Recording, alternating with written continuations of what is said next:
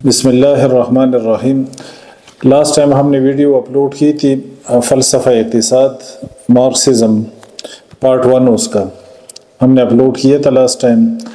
اس میں ہم نے کچھ تعارفی چیزیں بیان کی تھی۔ قرآن کی آیت سورۃ البقرہ کی آیت نمبر 208 کا مفہوم ہم نے بیان کیا تھا کہ اسلام میں پورے کے پورے داخل ہو جاؤ اور شیطان کے قدموں کی تابعداری نہ کرو، وہ تمہارا کل دشمن ہے۔ پھر رشیا میں کمیونزم کے فیلیور کی طرف ہم نے اشارہ کیا تھا۔ پھر ہم نے بیان کیا تھا کہ جن ممالک میں اس فیلیور کے بعد کمیونزم کو لاگو بھی کیا گیا تو وہ امینڈمنٹس کے ساتھ اس کے اندر تبدیلیاں کی گئی۔ پھر ہم نے بیان کیا تھا کہ جو مارکسزم کے فلسفے کی بنیادی خطا ہے وہ ہمارے معاشرے کے جو کمیونسٹ ہے ان کی گفتگو میں وہ بنیادی فلسفے کی جو خطا ہے وہ آپ کو نظر آتی ہے۔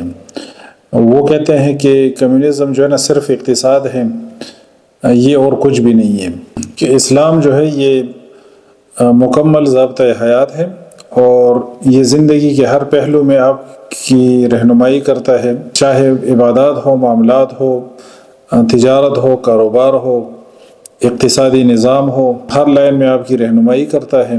تو آج ہم اپنی تحریر کا بقیہ حصہ وہ بیان کرتے ہیں پیج نمبر 3 سے۔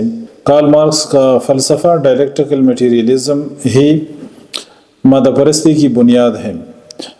کمیونسٹ کارل مارکس کا مزدوروں کی ہمدردی کا رونا روتے ہیں، اور اس رونے کو کارل مارکس نے جس فلسفے پر بنا کیا یا جن اغراض کے لیے اس نے لائبریری میں بیٹھ کے فلسفہ زبردستی بنایا اس کو نظر انداز کرتے ہیں۔ کارل مارکس نے انسانی تاریخ کو سائنٹیفک انداز میں پیش کیا اور اس کا فلسفہ ہسٹوریکل ڈائلیکٹیکل میٹیریلزم اس کے ملحدانہ سوچ پر بنا ہے۔ ہمارے مسلمان معاشرے کے کمیونزم کے کئی دائی اس کو سمجھتے نہیں، ورنہ ایسے فلسفے کی چھتری تلے مسلمان کیسے وقت گزاریں، اور جو سمجھتے ہیں ان کی رکاوٹ ہے وہ خود جانیں۔ شاید کچھ یہ بھی سوچتے ہوں کہ اب ایک دفعہ ہم اپنے آپ کو کمیونسٹ کہہ چکے ہیں، بس اب جیسا کیسا بھی ہے چلنے دیں۔ کارل مارکس نے آئیڈیلزم کے فلسفے کو الٹا کر ڈائلیکٹیکل میٹیریلزم پیش کیا۔ آئیڈیلزم والے اس بات کے حامی تھے کہ مادے سے ماوراء کوئی وجود ہے، مادے سے پہلے کوئی مطلق خیال ہے جس نے مادے کو وجود بخشا۔ اس کے برخلاف کارل مارکس نے ڈائلیکٹیکل میٹیریلزم کا فلسفہ پیش کیا۔ اس کا مطلب یہ ہے کہ مادہ بنیادی شعور سے آزادانہ وجود رکھتا ہے اور خیال ثانوی ہے۔ مادہ کسی خیال کا عکس نہیں بلکہ خیال مادے کی خصوصیت ہے۔ مادہ ازلی ہے اور کسی بھی قسم کا شعور مادے کے بغیر وجود نہیں رکھ سکتا، لہذا مادے نے خیال کو بنایا نہ کہ خیال نے مادے کو۔ یہ فلسفہ سیدھا اللہ تعالیٰ کے وجود کا انکاری ہے، اور کمیونزم کے پیکج میں یہ الحاد گوندا ہوا ہے، یا پھر جس نے کمیونزم کو جس قدر گلے لگایا اسی قدر الحاد ان کے مقدر میں آیا۔ یعنی کچھ نہ کچھ جراثیم ضرور آپ کے جسم میں جائیں گے۔ باقی اگر ایک شخص آم کا جوس پی کے قسم کھائے کہ میں نے آم نہیں کھایا تو اس کو یہی کہا جائے گا کہ آپ کے پیٹ میں آم کے ہی اجزاء گئے ہیں۔ کارل مارکس، لینن وغیرہ کے فلسفوں اور سوچ و فکر کے حامی بہرحال ان جراثیموں کا اثر لیے ہوئے ہوتے ہیں، چاہے وہ 1000 کمیونزم کی صفائیاں پیش کرتے رہیں اور 1000 مزدوروں کا رونا روتے رہیں۔ جان لیجیے کہ کارل مارکس اور لینن وغیرہ نے جب بھی مذہب کا تذکرہ کیا تو وہ ہلکے الفاظ میں کیا۔ مثلاً کارل مارکس کا کہنا کہ religion is the opium of people, یعنی مذہب لوگوں کے لیے افیون کی طرح ہے۔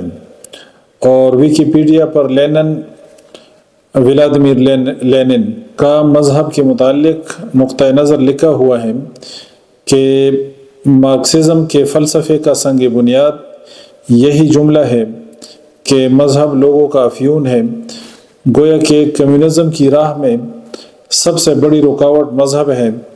اس کی وجہ سے 20ویں صدی میں روس میں لینن کی نگرانی میں کمیونزم لاگو کر کے اسٹیٹ ایتھیزم، ملحد ریاست متعارف کروایا، جس میں خدا، مذہب، دین وغیرہ کا نام و نشان نہیں، اور مذہبی لوگوں پر بڑے ظلم و ستم ہوئے۔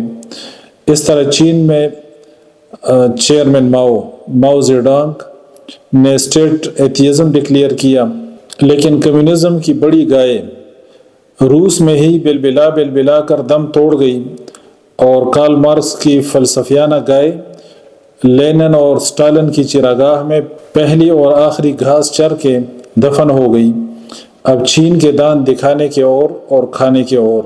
ہمارے معاشرے کے کمیونسٹوں کے ظاہری احوال سے یہ نتیجہ بآسانی اخذ کیا جا سکتا ہے کہ دین کے بارے میں ان کے شیشے دھندلے ہیں، اور اللہ تعالیٰ کے بارے میں عجیب و غریب خیالات اور دین سے متعلق ہلکے انداز میں گفتگو کرنا ان کے ہاں بارہا پایا گیا ہے، اور یہ اس نعمت کی ناشکری کا نتیجہ ہے جو اللہ تعالیٰ نے اپنے بندوں پر دین اسلام کی شکل میں تمام کیا تھا۔